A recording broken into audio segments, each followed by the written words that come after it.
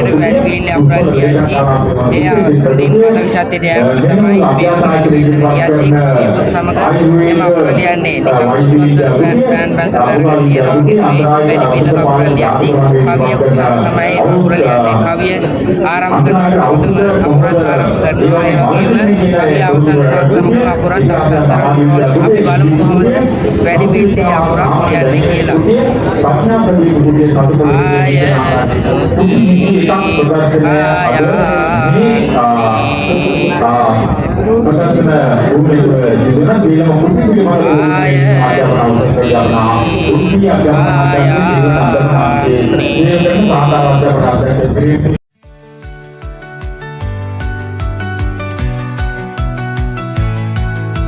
जानन्ते अत्र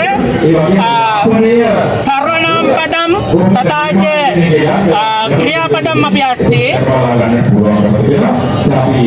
अत्र वर्तमान काल अतीत काल अनागत काल कालत्रय अस्ति वर्तमान काल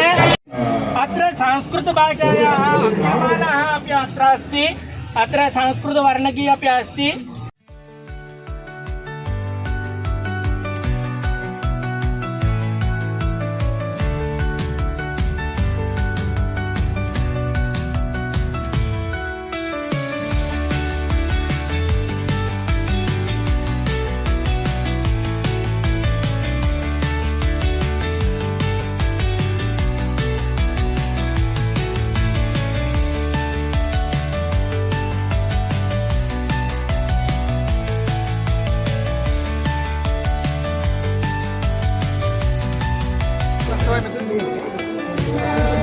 කොහොමද හොඳ පැරග්‍රාෆ් එකක් ලියන්න